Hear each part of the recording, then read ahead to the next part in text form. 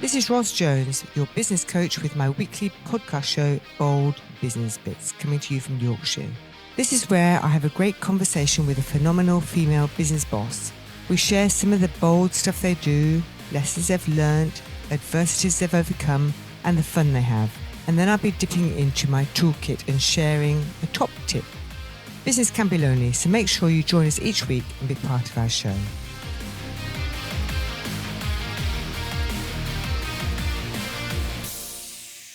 So hello and welcome to Bold Business Bits podcast show. This is Ros Jones and today I'm joined by Emma Knight-Strong, owner of Green Arch Consulting. Hi Emma. Hi. Thank you so much for joining me today. Pleasure. Emma, your line of work just fascinates me, and I just want you to just share, please, what is it that Green Arch Consulting is all about and how did you get to start it? Green Arch Consulting is a strategic sustainability advisory consultancy, which is a lot of words, really. What we do is we think about how to embed sustainability into the day-to-day strategy and decision-making of businesses, any size, any sector, anywhere in the world. I kind of got to this point. I launched Green Arch Consulting 3 years ago, in fact, 3 years ago yesterday. Oh, which was very exciting. Longest day of the year. It makes it easier for me to remember the anniversary. But my background, I always wanted to work in the environmental sector. It's vocational for me. I've always cared about the environment. And what I found when I was studying environmental management and then a master's in environmental law was the impact that I could have sitting in a tent watching lions was one thing, but the impact that I could have if I changed the way that business operates was another thing entirely. And it was difficult for me to get my head around that because I wanted to be David Attenborough. I wanted to be telling people how wonderful lions were. And I didn't necessarily want to be the headline TV person, but I did kind of like the idea of that. But then what I found was actually the business side, the way that businesses work, the way that businesses operate, and particularly the decisions that businesses are making on a day-to-day basis are having such a huge impact on the environment that isn't really accounted for and isn't really considered. And that completely changed my outlook on what I wanted to achieve. I worked in environmental consulting, and then I spent 5 years at what was the UK Green Investment Bank, which is now the Green Investment Group, and I got some really great exposure to the sustainable finance market and the impact that investing can have on transitioning to a green economy. But what I really loved about those jobs was where I got to work with businesses to change the way that they made decisions, to really embed sustainability into the way that they made decisions. And I loved that. I really enjoyed working with the risk team to get them thinking more about sustainability elements, or working with the investment committee to think about that, or any number of questions that can be asked and answered by colleagues who have no sustainability expertise, but who have a lot of control over elements that impact sustainability. So that's what I wanted to do with Green Arch Consulting. I set that up as a business specifically to work with other businesses of any size, any sector, anywhere in the world, to really think it through and really think through the practicalities of, okay, we've made this wonderful environmental statement, or we've got this lovely environmental policy.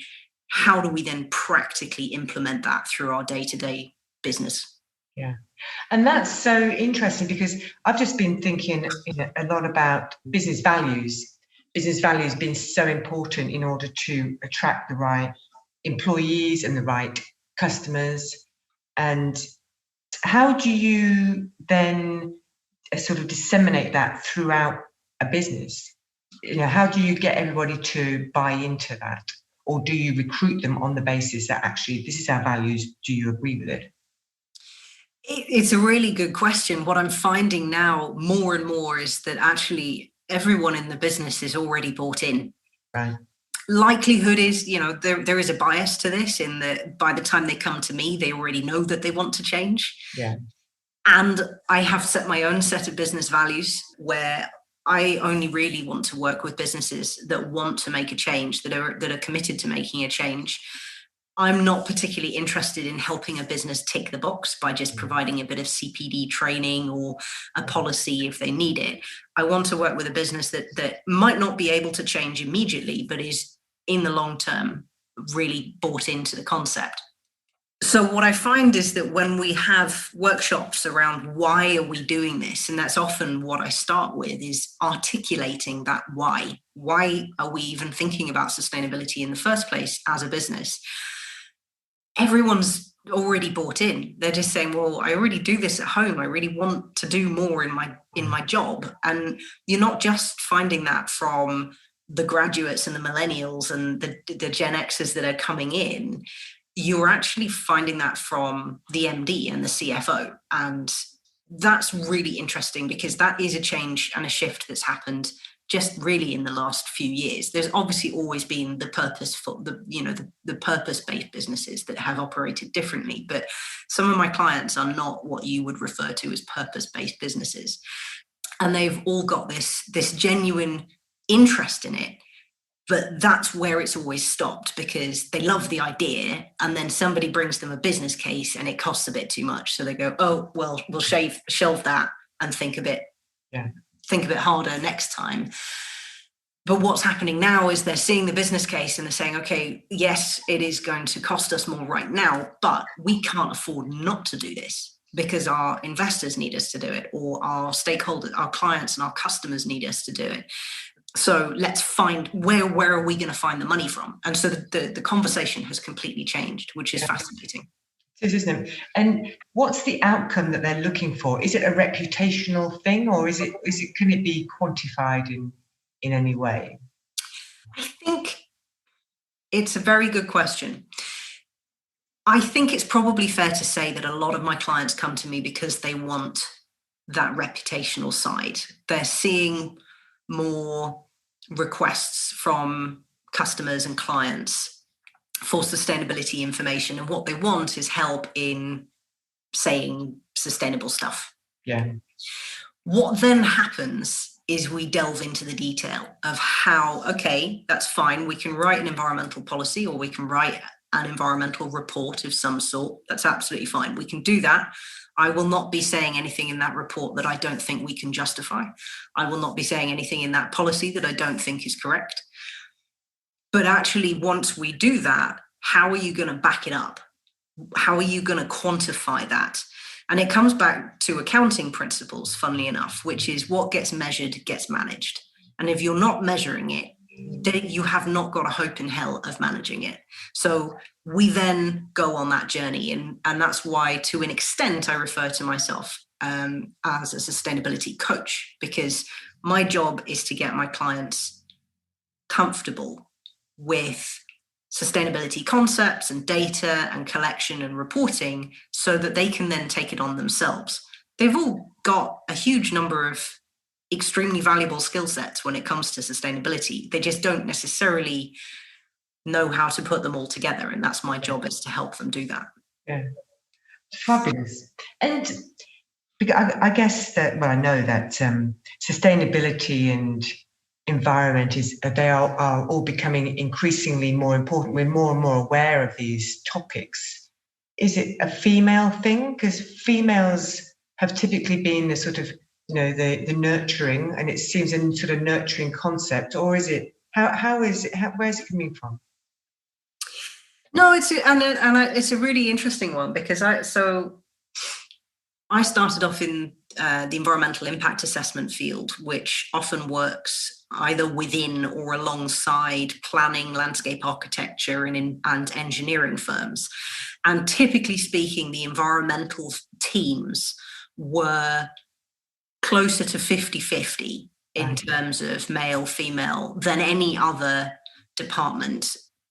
I think part of that is potentially the caring side of things, but also I think those kind of soft values, for want of a better term, the benefit to mental health from the natural environment and those kind of things are I don't know. I don't know whether it's that women just automatically recognize that in a different way. I honestly don't know what the background is to that.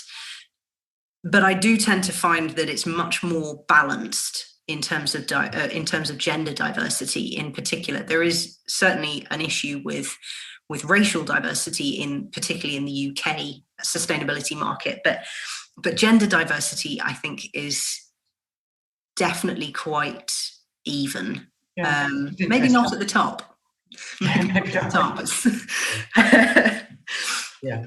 So, and have you noticed is there been a particular ramping up of this during the sort of pandemic, when everybody suddenly noticed how bright everything was, how much the birds were singing? Has that made a difference as well in raising people's sort of awareness of the need to go down this path?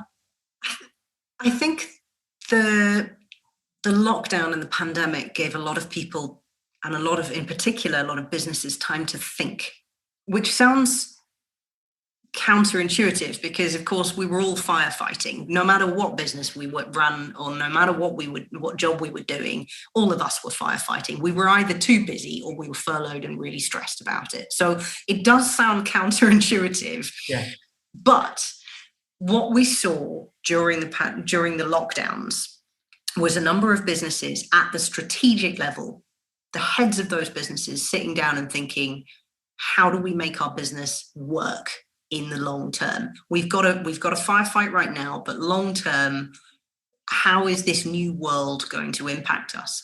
There were more business meetings and networking meetings about pivoting and new product development and all of that kind of stuff, far more than you would normally expect to see. And I think what that gave was an opportunity for businesses to really start thinking about this. And that, coupled with far more information in the press, far more information on film, on TV and radio about climate change and the impact of that on business, and then couple that with the fact that we're coming into the climate negotiations in November in Glasgow, COP26. All of that has just combined to mean that we've got this huge tipping point where businesses who were sort of thinking about it before the pandemic are now, after the pandemic, thinking, we can't not do this. We've had so many people focused on how our sustainability is working that we've got to do this now. Yeah, fantastic. And what about your career journey? Your journey to where you are now. It's a roller coaster life, isn't it? Up and down we go. And so, what about you? Has there been a time of adversity that you'd be willing to share with us, Emma, where it was definitely down on that roller coaster, but actually you came out and something really good came out of it? Is there anything that you'd like to share with us?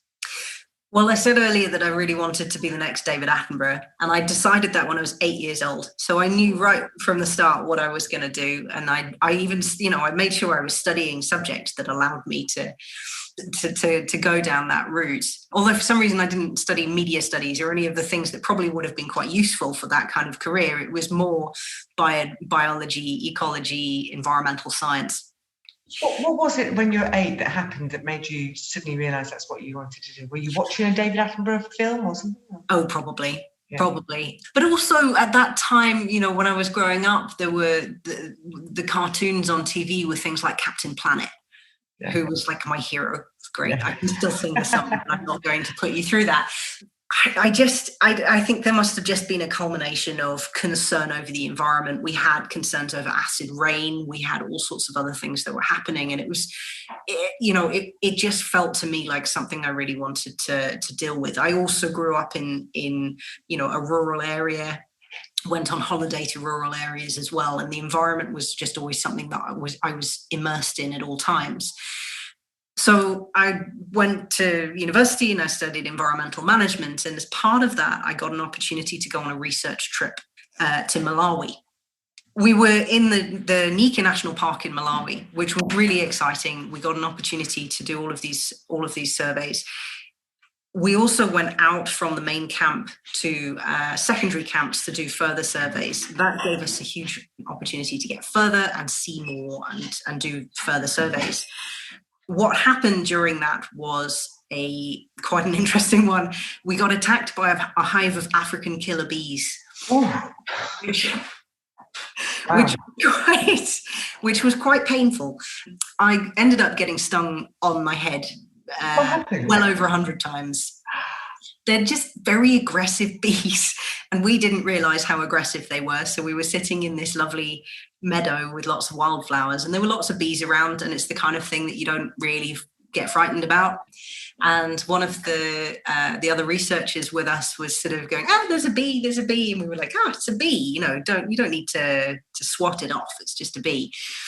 And then we realized there were actually quite a lot of bees, and they just started swarming us, and it was quite scary. And I ended up running in the wrong direction because I got stung in my eye, and I was running with my eyes shut, and I didn't know where I was going. I was trying to get to the river, but it turns out what I was hearing was a waterfall, which was a lot further away.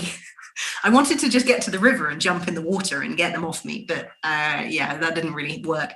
So I ended up getting stung well over 100 times on my head, just on my head, and then down my shirt and in my ears and up my nose and in my mouth. And what that has done, apart from make me very frightened of anything that buzzes, is I'm now massively allergic to bees. So I went surely that would give you the antibodies, wouldn't it? If you had all those. You'd have thought so, but apparently that amount of poison, I guess. Of poison all at once can make your body hypersensitive to it. Wow. So you end up, basically if I get stung by a bee again, my body will go, "Oh, it's happening again, quick," flood her with all of these histamines. So it completely changed my life, because after that point, my plan was always to go and live and work in Africa and do research trips and hopefully get involved in, wildlife filming and photography. But I'm now a total liability in the field. I'm for a start, I'm a wimp, because I'm scared of anything buzzing until I know what it is. And for a second thing, I might die. So I had to think about how else to save the world. And I just decided that I should do it from behind a desk instead. It's a bit safer. Wow, that's stories. I mean, I was actually in some woods at the weekend, and all these rhododendron, the whole place was like, there were thousands of bees, and I was just loving this constant droning of bees, like, licking all the pollen out of these rhododendron flowers. So that would have freaked you out, I guess. It's definitely interesting. I was in New Zealand a few years ago, and there were bees absolutely everywhere, just huge bumblebees just swarming absolutely everywhere. And you were walking through clouds of them. And it didn't do my heart much good, I have to say. But at the same time, I have a degree in ecology. I love bees. They are very, very important to the environment. I have a garden outside that I have deliberately let grow as wild as possible to allow as many bee species in as possible. I just have to manage the anxiety that goes with that.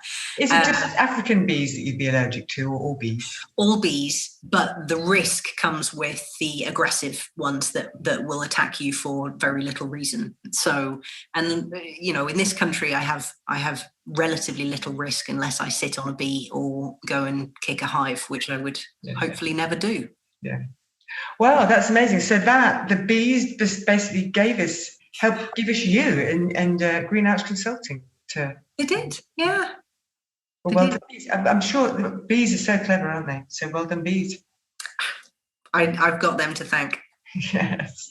So what's next with Green Arch Consulting? So as we coming out of this time, and I'm guessing you're going to get just more and more inquiries and work to do. Is that what are you thinking? What's your plans? That's definitely the plan. I already have a wonderful business partner who's based in Mexico, Bridget Reed, who is an ex-colleague as well from the Green Investment Group. She has been helping to expand the product offering. So we do a lot more due diligence work as well for investors on environmental and social issues. She's already hired a couple of people to help her because the work is picking up really, really fast.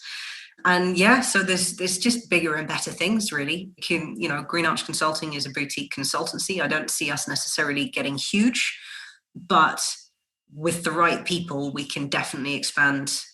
Hopefully for obvious reasons, most of my clients are currently UK based, but I'm looking forward to being able to expand outside the UK. global, definitely global. Absolutely. And one of the questions that I like to ask my guests, Emma, is if I'm just starting a business and I'm standing before you, what one piece of advice would you give me? Really think through the financial plan. If you're starting your own business, you're starting with something that you're passionate about, you care about, you probably know how to do that. That's absolutely great. The one thing that I think a lot of businesses don't necessarily think about is the day-to-day practicalities of the costs involved in a business. So how are you going to pay yourself? Do you have a backup plan? Do you have contingencies on contingencies on contingencies? How much money do you realistically need to pay yourself every month for you to be comfortable and ultimately genuinely be comfortable? This isn't, running your own business isn't about living on a shoestring. It's about having the lifestyle that you want. So if you've decided that your lifestyle is going to be jetting off all around the world, how much money do you realistically need to be pulling in, and how are you going to achieve that? And bear in mind, it might take quite a few months for you to be able to convert that into a reality, if not years. So are you really in it for that? And are you, and if you are not particularly good at the finances side, do you have someone who can help you with it? Because the one thing I have seen from a number of businesses who started about the same time as me is they didn't necessarily pay as much attention to the finances as I did. But then I'm a spreadsheet geek, so I love Gantt charts and trackers and all sorts of things. But the ones who weren't paying attention to that made the mistake potentially of hiring other people too early and then couldn't afford to pay their salaries, and then things went wrong. There are only so many risks you can manage. Things like COVID have hit businesses, even the businesses that were really, really prepared. But I think that really thinking through the financial strategy is really important. Thank you for that. And thank you. It's been so good to speak with you today. Thank you so much. Great. Thanks, Ross. Bye for now. This has been your Ross Jones Bold Business Bits podcast show. If you'd like any further information about anything we've discussed today, please just get in touch. Go to businesscoachingyorkshire.co.uk. Please join me again next week when I'll be speaking with another phenomenal female business boss with bold business bits. And remember to subscribe to my show. Thanks for listening.